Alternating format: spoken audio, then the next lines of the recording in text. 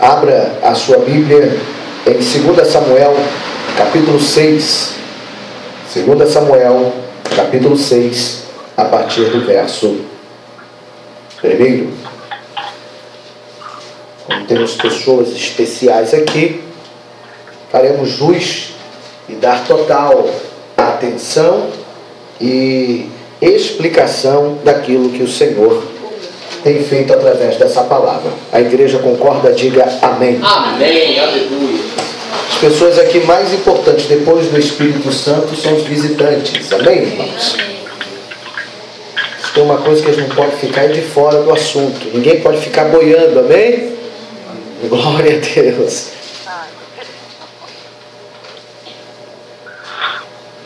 Segunda Samuel, capítulo 6, verso 1. Nossa irmã Célia está com a Bíblia? Não? Então, por favor, Osmar, você vai entregar a ela algo especial. Marlon já está com a sua, né, Marlon? Maravilha, isso aí. Glórias a Deus. Isso. Isso, receba aí todo o carinho da igreja. Isso, senta do lado dela, Fabiana. Senta do ladinho dela aí, Fabiana. Isso, maravilha. Glórias a Deus. Já está aí? Todos acharam? Digam amém. Amém. Vamos fazer a leitura desta palavra. E tornou Davi a juntar todos os escolhidos de Israel em número de 30.000.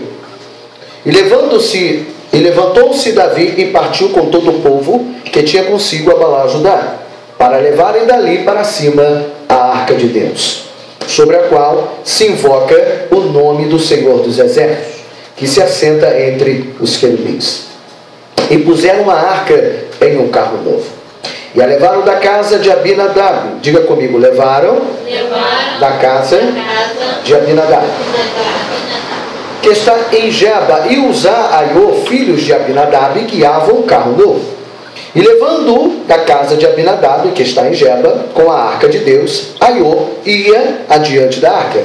E Davi, com toda a casa de Israel, alegrava-se perante o Senhor, com toda sorte de instrumentos de madeira, de faia, com harpas, com saltérios, com tamborins, e com pandeiros e com símbolos. E chegando à eira de Nacon, estendeu Uzá a mão à arca e a segurou, porque os bois a deixavam pender ou cair. Então a ira do Senhor se acendeu contra Uzá, e Deus feriu ali por esta imprudência, e morreu ali junto à arca de Deus. E Davi se contristou, porque o Senhor abrira a ruptura de Uzá. E Uzá chamou aquele lugar Perez Uzá até o dia de hoje. E temeu a Davi naquele dia e disse: como virá a mim a arca do Senhor? Não quis Davi retirar para si a arca do Senhor para a cidade de Davi, mas a fez levar à casa de Obed-edom. Diga comigo. Mas Davi a fez levar à casa de Obed-edom. Ou Gitita, ou Geteu, de repente, na sua tradução. E ficou a arca do Senhor na casa de Obed-edom. Então repita comigo. E ficou a arca do Senhor na casa de Obed-edom. O Gitita, o Geteu, 3 meses. Quantos meses? 3 meses. E abençoou o Senhor a quem? Obed-edom. Quem que o Senhor abençoou? Obed-edom. Somente ele? E toda a sua casa. Somente ele? E toda a sua casa. Somente ele? Não, Quem mais? sua casa. Toda a sua casa, toda a sua família. Então avisaram a Davi dizendo: abençoou o Senhor a casa de Obed-edom e tudo quanto tem por amor da arca de Deus. Foi, pois, Davi e trouxe a arca de Deus para cima da casa de Obed-edom, a cidade de Davi, com alegria. E sucedeu que quando os que levavam a arca do Senhor tinham dado 6 passos, sacrificava ele bois e carneiros cevados. E Davi saltava com todas as suas forças diante do Senhor, que estava Davi cingido de um éfodo de linho. Assim, subindo, levaram Davi e todo Israel a arca do Senhor com júbilo ao som de trombetas. E sucedeu que, entrando a arca do Senhor na cidade de Davi, Mical, filho de Saul, estava olhando pela janela. E vendo o rei que havia bailando ou dançando e saltando diante do Senhor, desprezou em seu coração. E introduzindo a arca do Senhor, puseram no seu.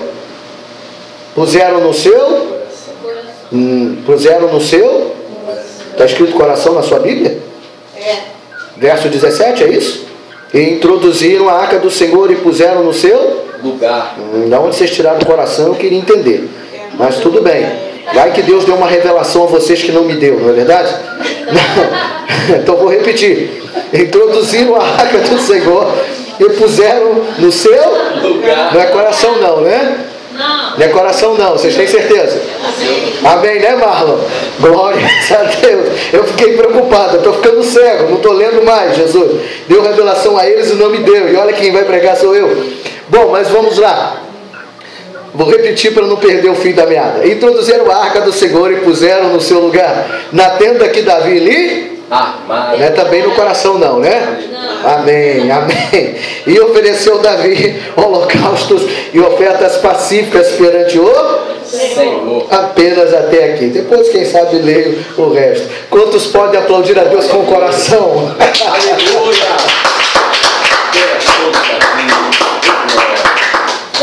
Depois eu quero conversar com você e descobrir esse negócio aí.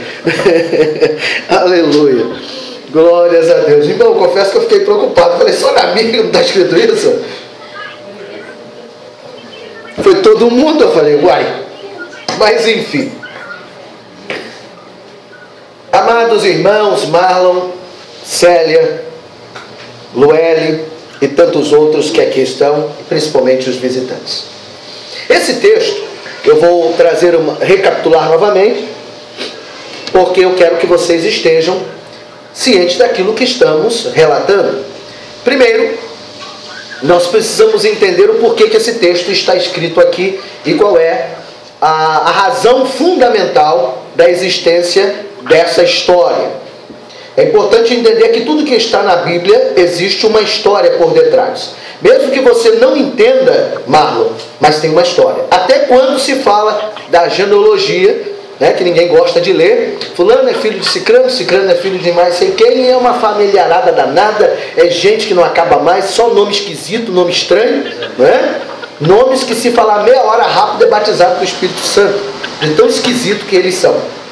Mas tenho certeza que se nós falássemos o nosso nome para o povo da época, eles também iriam rir. Então se a gente rir deles, eles iriam rir da gente também. Então está todo mundo no mesmo barco. Então tudo que existe na Bíblia tem um fundamento, existe uma lógica.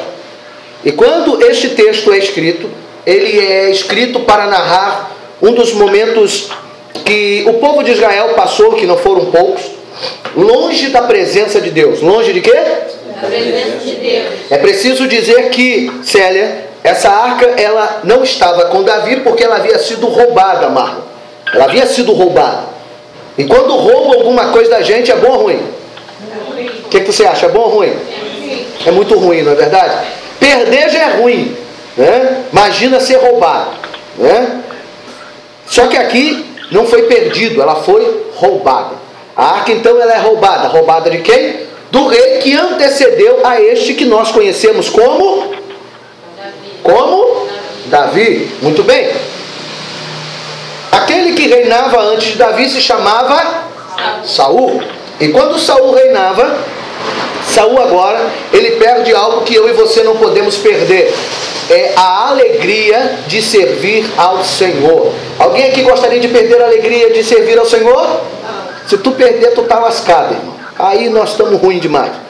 Porque a única coisa que nos mantém de pé dentro de uma igreja é a alegria de servir ao Senhor. Dificilmente alguém ficará mal dentro de uma igreja se não tiver a alegria de servir ao Senhor, certo? Por quê? Porque o que nos move é essa alegria, esse sentimento. E essa alegria é uma alegria dada pelo Espírito Santo. Hoje, pelo Espírito Santo. Agora imagina a dificuldade então que era na época de Davi. Por que eu estou dizendo isso? Todos podem ter a alegria do Espírito Santo, sim ou não? Sim. Todos podem ter hoje, mas naquela época apenas os levitas, os sacerdotes, principalmente os sacerdotes, que entravam, né, no lugar santo dos santos, lugar santíssimo, que tinham acesso a esta glória. O povo apenas ouvia o que o sacerdote dizia. A glória se manifestava de forma específica, ou seja, Deus guardava, Deus abençoava, porém não era para todos. Nem todos sentiam aquele arrepio na espinha, entendeu, mano? Sabe aquele dia que o culto está uma bênção e você sente um negócio assim, senti um negócio, né? Foi o Espírito de Deus. Só que hoje nós podemos dizer isso, mas naquela época, no máximo que eles sentiam era a voz do profeta, a voz do sacerdote e a presença do Senhor sendo manifestada através daqueles que tinham autoridade e autonomia para exercer essa função. Então estamos melhor do que eles, sim ou não? Então naquele momento Saul, ele, como todo rei de Israel, ele tinha a presença, ele tinha a arca perto dele, e a arca representava a presença de Deus. Esta arca, ela era sinônimo de vitória, sinônimo de alegria, sinônimo de esperança. É como ter o Espírito Santo. Quem tem o Espírito Santo, ele é feliz, ele é alegre. Mas pastor, então quem tem o Espírito Santo não chora? Não, não disse que você não chora. Eu disse que você pode chorar, porque a Bíblia diz que no mundo tereis, mas tende, porque Jesus venceu. Mas quando ele parte dessa terra, ele diz que ele não nos deixaria órfão e nos daria um Espírito que é o Espírito Santo, que é o Espírito Consolador. Então, se é um Espírito Consolador, quando você chora, o Espírito Santo faz o quê? Como você é inteligente, amém? Aleluia. Então você pode chorar, tá ok? Não tem problema. Marlon, o homem também chora, amém, Marlon? Nós choramos, ficamos feios chorando, mas a gente chora, amém? Ficamos com a cara inchada, mas o Espírito Santo consola e ele limpa as nossas lágrimas, entregando a visão espiritual daquilo que está nos angustiando e nos entristecendo. Pois bem, agora nesse período, antes da entrada desse texto, Saul permite que em uma guerra, em uma distração, a arca seja roubada. E quem rouba a arca é inimigo de Deus. Então diga comigo, quem rouba é inimigo de Deus. Então os inimigos de Deus então roubam a arca, e roubando a arca roubaram a presença. Então tenha cuidado, porque os inimigos de Deus estão doidos para roubar a presença de Deus da sua vida. Amém? E se você entrou aqui triste, angustiado, problemático, quero te dizer que hoje é dia de você buscar de novo esta presença para voltar a sorrir. Amém? Agora neste momento, a arca já não estava mais perto do povo. Então, agora vem a história triste. A história triste é que a arca fica roubada ou fica sumida, sabe, Célia, da presença dos filhos de Deus. Imagina, Célia, alguém ficar sem Deus durante 20 anos. Tem noção como é que deve ser ruim esse negócio? Não é verdade? Imagina a gente perder essa noção, né, do que é a presença de Deus. Se a manifestação era através dos sacerdotes e a arca não existia, então não se podia ter esta presença, porque ela estava na arca. A arca tinha o que dentro da arca? Ela tinha o maná, ela tinha a vara e tinha a tábua dos 10 mandamentos que Deus deu a Moisés. E cada uma delas existe uma representação espiritual para o povo de Deus. A vara representava a palavra profética. Amém? O maná seria provisão. Seria o quê? Provisão. E as tábuas da lei seria o quê? A palavra de Deus. As regras de Deus. Na vida é preciso ter regra. Diga comigo, na vida é preciso ter regras. Sem regras não tem vida. É bagunça. É por isso que tem bagunça. Aonde tem bagunça é porque não tem? É simples assim. Qualquer circunstância, seja ela espiritual, física ou emocional ou financeira, não tem regra, vira. Ser humano adora viver sem regra, mas quando vivemos sem regra, tudo vira uma bagunça. Não tem jeito. Pode ser até uma bagunça aparentemente legal, mas no final você vai ver que você vai ficar enrolado na própria bagunça que você arrumou. Enfim, agora a arca está sumida durante 20 anos. Quantos anos? 20 anos. Depois de 20 anos dessa arca sumida, há uma necessidade de buscar esta arca novamente.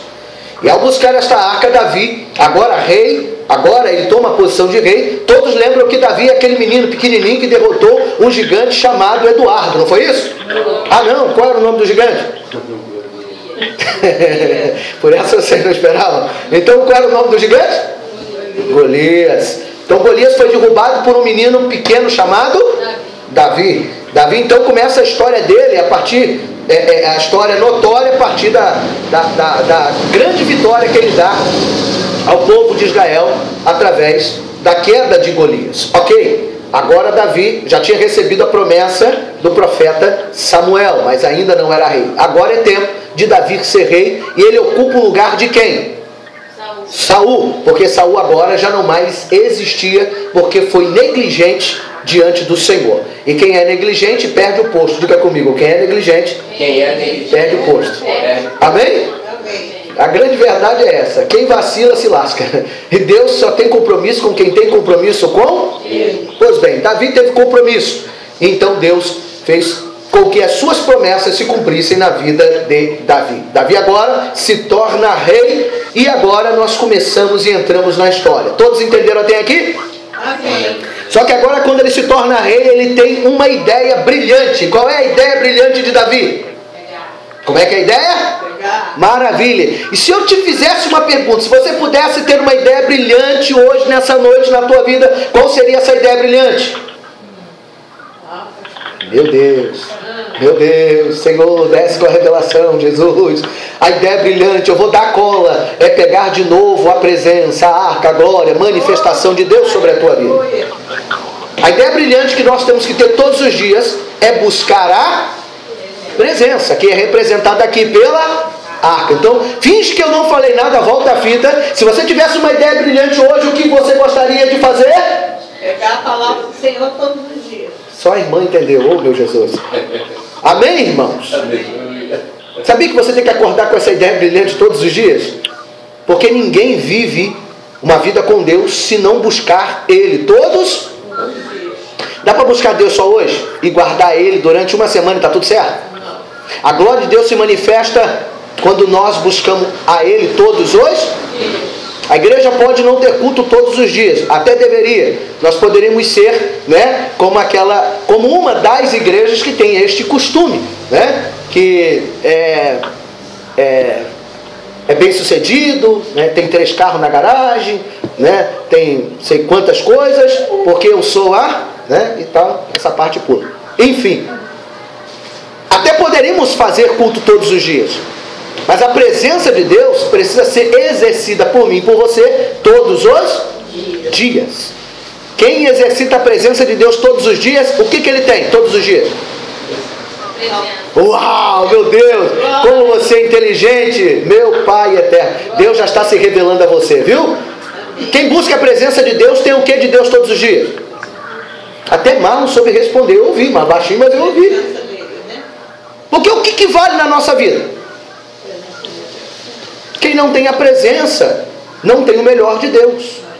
A presença de Deus é que me faz ser quem eu sou. A presença de Deus alimenta, me revigora todos os dias, mesmo quando eu não estou bem, mesmo quando eu estou mal. É por isso que eu preciso da presença de Deus todos os dias. Eu quero te fazer lembrar uma história. A Bíblia é dividida em 2 períodos. Você sabe dizer qual é? A Bíblia é dividida em 2 períodos. Qual é o período? Como é que é o período? Como é que é o período?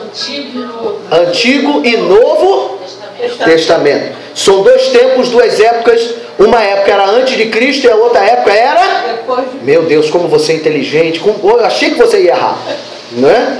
Achei que você fosse errar, mas graças a Deus eu tenho uma igreja inteligente, né? Então existem esses 2 períodos. Agora eu quero te chamar a atenção a algo a partir de agora. Você sabe qual foi o período que mais o diabo se manifestou? Em que momento o diabo mais se manifestou? Alguém sabe dizer? Não, então eu vou dizer. Foi justamente no período entre o Velho Testamento e o Novo Testamento, no meio, aonde o povo de Israel ficou cativo durante muitos anos. Ou seja, sem a presença... o povo de Israel virou escravo. E ao virar escravo, e ele vira escravo porque foi desobediente. Diga comigo, quando eu sou desobediente, eu viro escravo daquilo que eu não quero.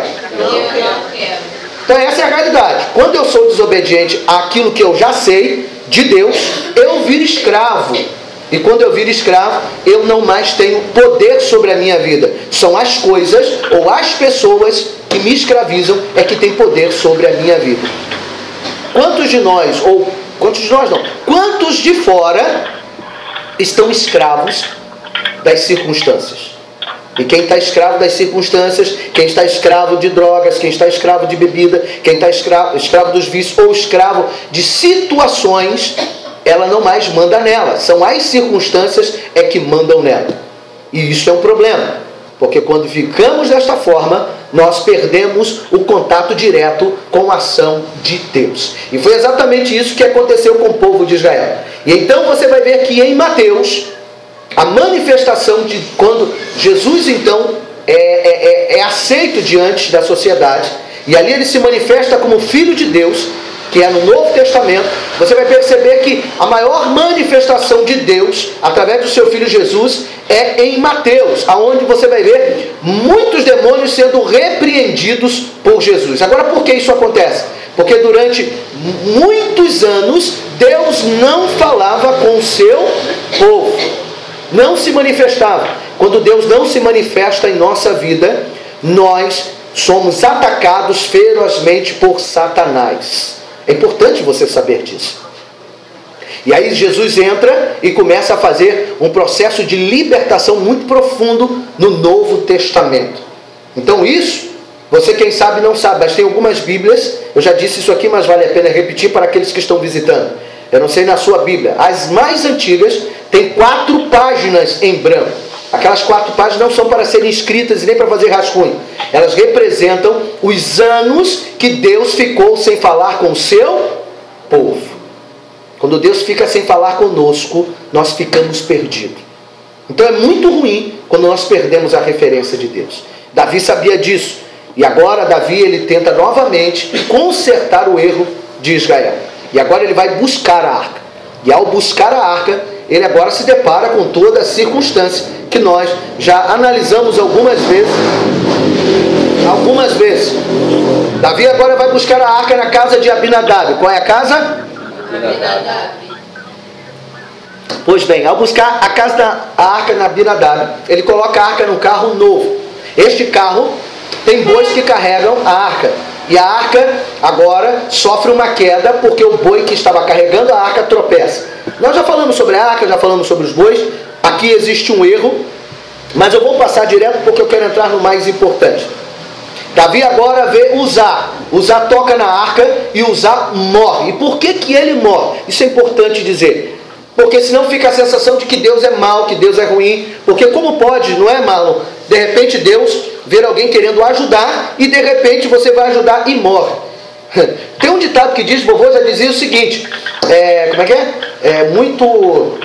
Muito ajuda quem não atrapalha, não é isso? Muito ajuda quem não atrapalha. Tem gente que vai ajudar, mas ele de ajuda não dá nada. Quando ele mete a mão, dá tudo. Então é melhor deixar ele quieto lá, porque quando ele mete a mão, o negócio não funciona. Imagina a dona de casa fazendo comida e vem alguém cheio de boa vontade para ajudar. Pensa num trem que vai dar errado. Alguma dona de casa gosta que outra meta a mão na sua cozinha? Não. Ninguém gosta. Está disposto a salgar. Dá tudo errado. Tudo errado. Você gosta, Célia? Que é o que você está fazendo? Gosta? Você é uma raridade. Ou se não, é uma raridade. Mas a maioria não gosta que meta a mão. Por quê? Porque acaba atrapalhando o que estava na sua mente, o que fazer. É igual pedreiro. Pedreiro não gosta que faça... pedreiro nenhum gosta de pegar serviço pela metade. Porque pegar o serviço pela metade é pegar a prova por inteiro. Então tem gente que é mais ou menos assim. Então, nós sabemos que Deus agora faz com que Uzá morra. Ele é ferido. E por que ele é ferido? Esse Uzá, ele é filho de Abinadab. Abinadab é pai de Uzá, que também é pai de Aiô. E quem são essa família? É uma família que fica com a arca há muito tempo e a sua casa não faz nada, não prospera em nada. Porque já lemos que Obed-Edom ficou apenas 3 meses com a arca, vamos ler, vamos falar já, mas em 3 meses Deus abençoou Obed-Edom e toda a sua família, toda a sua casa. Só que Abinadab não vê isso acontecer. Então tem muita gente que está dentro da igreja e pode estar vivendo isso. Nada acontece na sua vida. Agora, por que nada acontece na sua vida?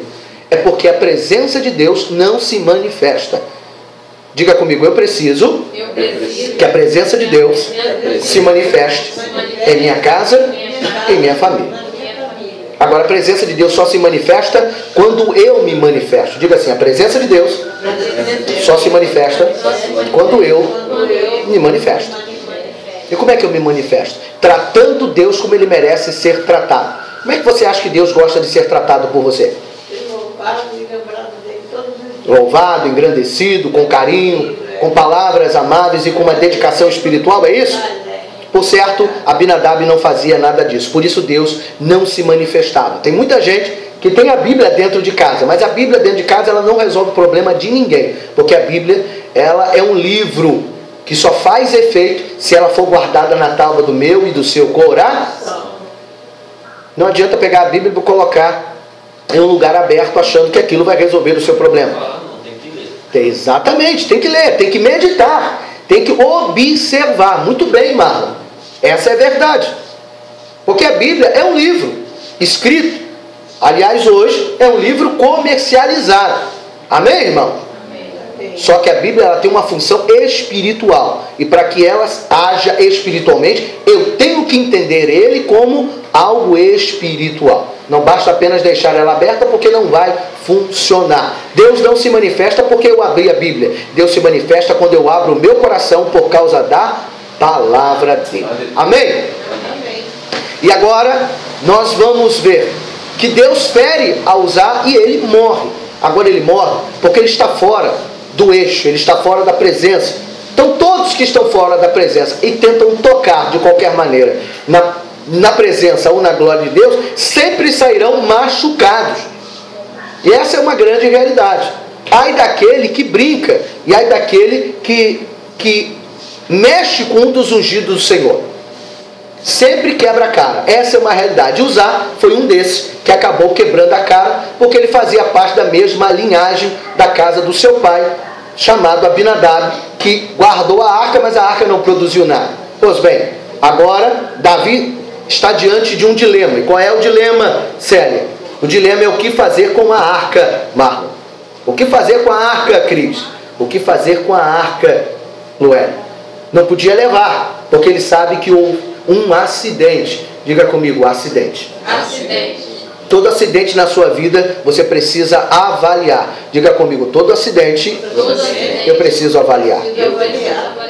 O problema é que nos nossos acidentes a gente não avalia. A gente empurra com a barriga e seja o que Deus quiser. Só que Deus não está nesse negócio. Porque todo acidente na nossa vida tem que ter uma avaliação. Se deu errado por quê? E para quê? E qual é a conclusão que eu tiro daquilo que deu errado? Quando eu passo por cima daquilo que deu errado, eu estou passando por cima também da solução. Diga comigo, quando eu passo por cima daquilo que deu errado, eu também passo por cima da solução. Você por acaso conhece alguém que erra todo dia na mesma coisa? Ou vive errando na mesma coisa? E parece que não aprende, você conversa, fala, mas parece que entra aqui e sai aqui. É o tipo de pessoa que não adianta você falar, porque ela nunca avalia aquilo que deu errado. Ela acha que deva insistir. É ela que está certa. Como pode alguém errar sempre na mesma coisa, não funciona, sempre dá errado e não para pensar? O que é que você precisa parar para pensar? Marlon, o que é que de repente está dando errado e não dá certo de jeito nenhum? Vamos pensar. O que é a Célia que está dando errado e não funciona de jeito nenhum? Preciso parar para pensar. Se eu não parar para pensar, eu serei vencido pela minha ignorância. Diga comigo, se eu não parar para pensar, eu serei vencido pela minha ignorância. O que é ignorância? Não é ser bruto e nem grosseiro. A ignorância que eu estou falando aqui é a ignorância do desconhecer. Ou seja, o desconhecido. Se é desconhecido, eu tenho que passar a conhecer para poder entender. Você só entende quando você conhece. Você só entende quando você passa a compreender o que está acontecendo naquela situação. Ninguém aprende nada se não conhecer. Alguém consegue aprender alguma coisa se não conhecer? Claro, se você consegue, me ensina, porque eu estou doido para aprender. Só que ninguém conhece. Ninguém consegue, melhor dizendo, aprender nada se não conhecer. Você vai ter que aprender, conhecer, reconhecer e praticar. Não tem jeito. É um exercício que você e eu precisamos fazer nos nossos problemas e nas nossas adversidades. E com Davi não foi diferente. Amém? Amém. Tem alguma coisa aí, gente? Tá tudo certo? Aleluia? Maravilha. Tem coisas que vocês tinham que ter mais medo. Aleluia. Né? Mas tudo bem, deixa quieto. Né? Tem hora que a gente... Vou falar igual a Bíblia diz, sabe, Marlon? Tem hora que a gente com um mosquito engole um camelo, sabe? A gente tem medo de uma barata, mas não tem medo do abraço do urso. Quem tem ouvido os ouçam o que o Espírito diz, igreja. É verdade. Entendeu? É verdade. O que eu acabei de dizer agora é uma verdade. Às vezes a gente tem medo de uma barata séria, mas não tem medo daquele abraço do urso. Você sabe o que é o abraço do urso, não sabe, Marlon? É aquele abraço que ele é bonitinho, né? O urso é fofinho, não é fofinho? Mas deixa ele te abraçar para ver se ele não te lasca toda. Uma baratinha não faz nada, gente. Ela está sempre debaixo do seu pé. Ela que tinha que ter medo de você e você que tem medo dela.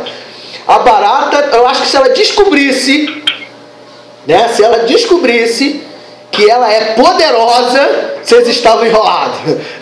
Eu acho que quando ela dá aqueles voos rasantes, ela voa desesperada com medo de você. Não é para te atacar, é com medo de você. E você corre dela. No dia que ela descobrir que o voo dela é poderoso, tem gente que vai morrer no voo da barata. Não é? Desesperado. E tem hora que a gente acha bonitinho o urso, só que esquece que quando o urso abraça, já era. É o urso, é o abraço que vai te matar e te quebrar todinho. Né? É o famoso amigo urso, né?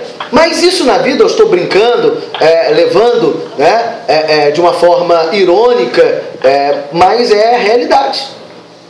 Tem hora que a gente tem medo do que não tem que ter medo, né? E acaba estando à mercê daquilo que realmente é perigoso, né? A gente acaba se expondo àquilo que realmente é perigoso, mas a gente diz, não tem nada a ver. O que tem? Não é verdade? O que tem? Isso é tranquilo, eu lido fácil com isso. Até a hora que ele te pega pelo pé, te joga no chão, te dá um mata-leão e te arrebenta, né? E te destrói quando você menos imagina. Aliás, é o que menos a gente imagina, é o que mais nos mata, né? Essa é a realidade. Porque quando você está preparado, dificilmente você é pego de surpresa. Amém, irmãos? Né? Quando a gente está preparado, nós não somos pegos de surpresa. Pois bem, Davi agora, voltando ao assunto, Davi agora, ele vai buscar a arca pende, alguém morre, só que agora no meio do acidente ele não pode continuar a viagem, porque ele precisa refletir, pensar. E é o que nós precisamos fazer também na vida espiritual. Parar e pensar não significa que você perdeu. Parar e pensar significa que você vai perder um tempo, mas esse tempo é fundamental para que Deus haja conforme a vontade dele na sua vida. Tem coisas que são inevitáveis. Agora, eu não sei se eu já disse isso aqui, eu já ouvi uma pessoa dizer o seguinte: Deus sabe o que faz, sabe? Agora, dizer que Deus permitiu alguém desviar para ensinar algo para ele, aí fica difícil de eu engolir. Eu já vi gente falar, já ouvi pessoas, aliás, conheci alguém que estava longe da presença de Deus e disse o seguinte: quando eu voltar, eu vou dar um testemunho. E qual é o testemunho? O testemunho é o seguinte: Deus fez com que eu conhecesse o mundo para que eu pudesse falar como é, para ensinar aqueles que estão ainda dentro da igreja, para que não vá para o mundo, pelo amor de Deus. Aí fica difícil de aturar, né? É como se Deus pegasse você e falasse: olha, você vai no inferno e depois você volta, tá bom? Não existe isso. Vamos porque queremos e voltamos porque Deus nos tira de lá. E ponto. Ninguém vive a desgraça espiritual porque Deus permitiu. Vive a desgraça porque a gente quis estar lá, viver lá e gostou de estar lá. Sim ou não? Sim. É verdade, porque pecado é bom, gente. Pecado é gostoso pra caramba, é verdade. Se pecado fosse dar uma martelada no dedo, ninguém dava. Diz pra mim. Alguém arriscava aí? Ai, Senhor, eu tô com vontade de pecar. Pecado, meu filho, eu tô com vontade de levar uma martelada no dedo. Pecado bom, só. Ninguém quer esse tipo de pecado. Porque isso não agrada a ninguém. Pecado é gostoso, pecado agrada. Pecado satisfaz.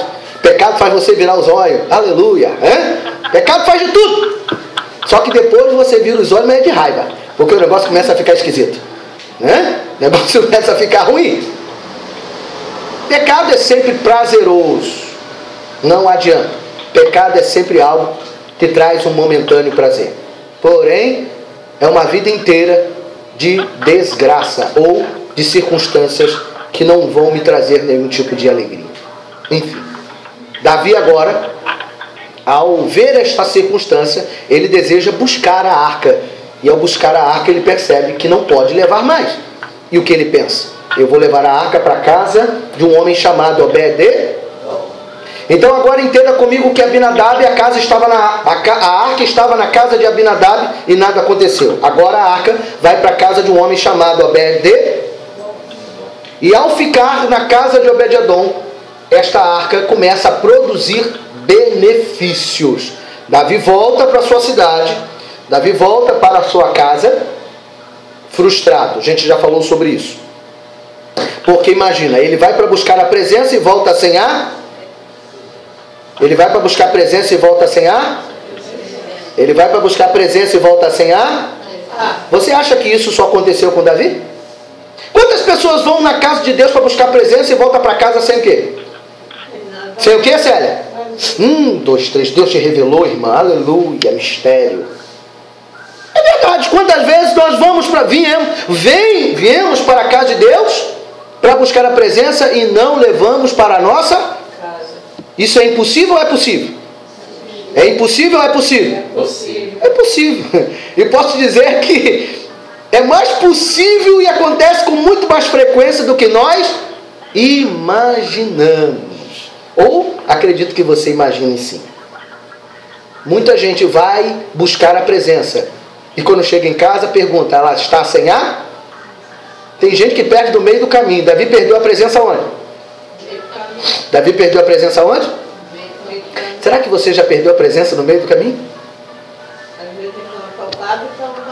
Aí acabou, perdeu a presença e perdeu o resto. Irmão, se você veio buscar a presença, você veio buscar a presença para quê? Para ficar com elazinha aqui? Abraçar elazinha aqui, tá tudo certo? Ou você quer levar para sua casa?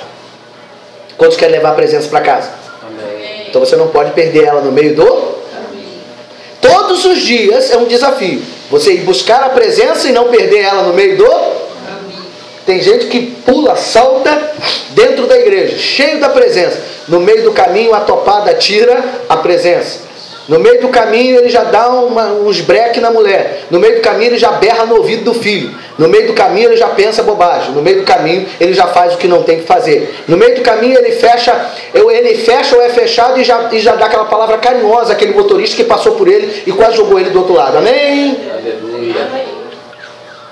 Então ele vem para buscar a presença e perde a presença no meio do... Amém. Isso pode ou não pode acontecer? Sim. Então a gente, quando olha a palavra, a gente tem que entender que essa palavra ela está falando para os nossos dias atuais. Embora pareça que essa história, que essa circunstância, olhe para cá, para você não perder a... Irmão. Esse aí perdeu a presença. Esse aí perdeu a presença, porque estava brigando com o filho. Enfim. E por mais um pouquinho, quem é que ia perder a presença? Seja sincero, levanta a mão. É tu que foi olhar onde não foi chamado. Aleluia, recebe que é de graça. Tem hora que nós se... Tem hora, vou ser sincero, tem hora que a gente se mete onde a gente não é. Quando a gente se mete onde não é chamado, eu te garanto que você vai perder a presença. Amém ou não amém? E para piorar, ainda quebra a cara. Meu Pai eterno. Essa é a nossa vida. Estou brincando, mas estou falando a mais pura realidade. Estou falando algo que acontece conosco sempre, porque estamos distraídos. Davi se lasca porque ele se distraiu. E ao se distrair, ele comete erros. E o primeiro erro dele é buscar a arca e colocar a arca em cima de um carro de boi. É permitir que um boi carregue a carroça. E permitiu que Uzá e Aiô estivessem na comitiva. Nós já aprendemos isso aqui. Erro crucial. Não permita que aquilo que não entende o mistério de Deus carregue ou esteja encarregado de levar a tua bênção. Imagina você. Você está querendo, você está precisando levar um dinheiro, entregar um dinheiro para alguém. Aí, eu falo assim para alguém que já tem uma má índole. Tem o quê? Má índole. E aí o cabra, vamos imaginar que ele é até gente boa, mas ele gosta de um negocinho, né? Ele gosta de uma coisinha, ou ele gosta de aprontar. E eu chego para ele e entrego para ele R$100 para entregar a alguém. No meio do caminho ele é tentado. O boi tropeça, pergunta onde vai parar esse R$100. Vai parar em tudo quanto é lugar, menos no lugar onde foi designado. Sabe por quê? Porque eu entreguei o que era a minha bênção na mão de quem alguém não entendeu o que aquilo representava. Você está entendendo o que eu estou tentando dizer aqui? Então tem hora que a gente pega o que é nosso, o que é bênção, e coloca na mão de quem é maldito, ou quem está sobre maldição. Então aprenda, por favor, aquilo que é bênção na tua vida, não entregue na mão de quem não vai entender. Você sempre vai se lascar. Você sempre vai se arrebentar. Você sempre vai ter prejuízos. Eu sei que você é legal, que você é gente boa, que você acredita nas pessoas. Acreditar nas pessoas não significa que você tem que dar a sua bênção para ele. Acreditar nas pessoas é mostrar para ele que ele também precisa ser um abençoado. E não é você entregar a sua bênção para ele, que eu não sou bobo nem nada. Não, é a mesma coisa eu entregar o meu carro na mão de quem não sabe, mas porque eu sou legal, eu quero ajudar. Ah, como eu sou bom. Bom? Eu sou burro mesmo. Né? Apesar de que nós já aprendemos que ser burro não é tão ruim assim, né? E outra mensagem que eu já preguei aqui, né? Ser um jumentinho, melhor dizendo, não é tão ruim assim. Né? Mas enfim, essa parte pula, depois eu falo sobre isso. Então tem hora que a gente pega o que é nosso por direito, entregamos na mão de quem não vai saber usar, só porque a gente acha que está fazendo algo certo. Davi achou que estava fazendo algo certo, sim ou não? Sim. Só que não estava. E ele provou isso da pior maneira. Não precisa me responder. É uma pergunta retórica. Ou seja, eu vou perguntar, mas eu mesmo vou responder. Quantas vezes você já entregou a bênção que estava na tua mão, na mão de alguém, e esse alguém simplesmente jogou no ralo a sua vitória? E aí depois você só chorou. E adiantou você chorar? Não. Chorou? E ainda te digo mais. Pergunto para você. Os dois choraram? Só você chorou sozinho. Quantas vezes a gente vai... Eu estou falando de carro porque, né, sou homem, então eu vou falar de carro. Quantas vezes a mulher vai emprestar o quê? A prancha. Né? A mulher vai emprestar o ferro de passar, sei lá. Vai emprestar o que mais? O que mulher não empresta, gente? Ajuda aí. Roupa, pronto. Mulher não presta roupa, porque quando a roupa volta, não volta do jeito que... E adianta você falar? Já era, já volta rasgada, manchada. Hã? Larga. Imagina a mulher com roupa larga, Célia. Não dá certo. Cheiro ruim. Do cheiro ruim. Enfim, o homem empresta o carro. Quando volta, o carro vai sem barulho. Quando volta, parece uma escola de samba. Tem barulho para tudo quanto é lado. Eu te pergunto, adianta falar? Adianta reclamar? Pergunta quem é que vai chorar? Sou eu. Pergunta quem é que vai consertar. Pior de tudo é o seguinte: Quando a gente empresta e o carro enguiça, o carro quebra na mão de quem emprestou. Pergunta quem é que vai consertar, quem é que vai pagar o conserto? Ei! É o dono do carro. Às vezes, nós entramos na prova porque a gente parece que gosta. Porque nós não paramos para pensar. Não paramos para avaliar. Davi agora, ele percebe que não pode levar a arca.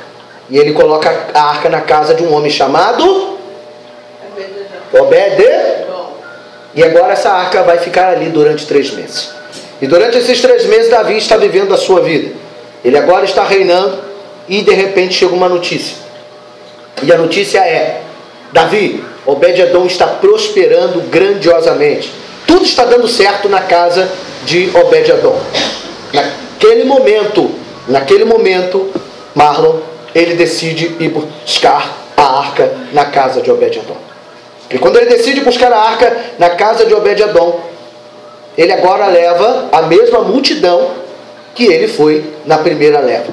Chegando então para buscar a arca na casa de Obed-edom, ele verifica que Obed-edom prosperou, que Obed-edom foi abençoado grandiosamente.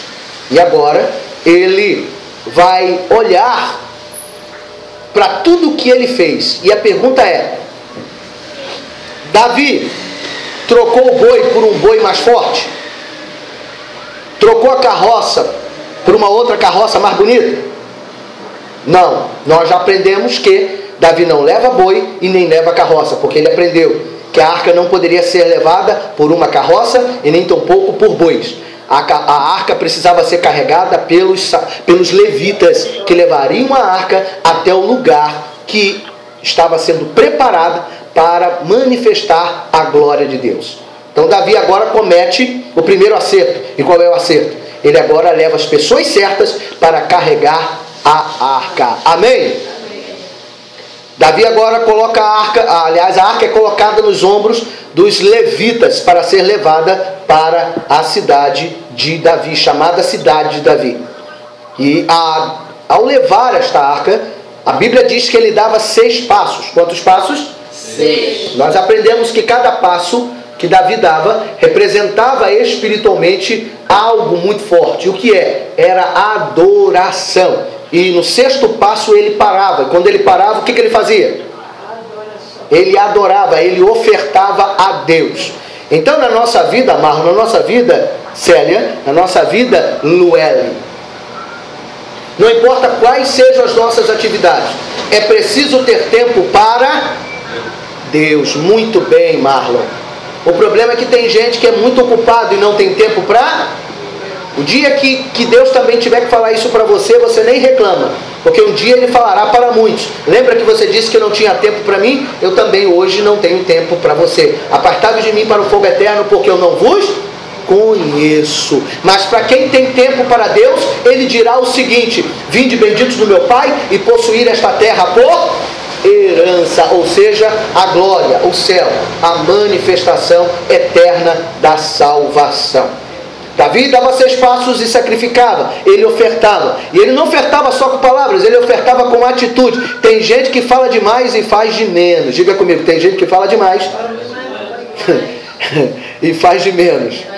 Tem gente que é garganta, mas fazer que é bom, nada. Essa é uma realidade. Davi não dava apenas 6 passos, ele dava 6 passos e sacrificava. Ele fazia o quê? Então eu tenho uma pergunta para você, por favor, que a revelação desça sobre a tua vida aqui agora. Sacrificar dá trabalho ou não? Sim. Sacrificar dá trabalho, sim ou não? Sacrificar cansa? Sim. Sacrificar desgasta?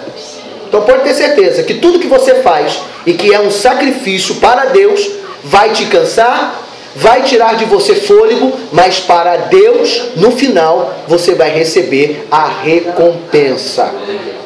Amém? Porque tem gente que quer servir a Deus, mas não quer sacrificar, mano. Aí fica difícil. Fica difícil, não fica, mano?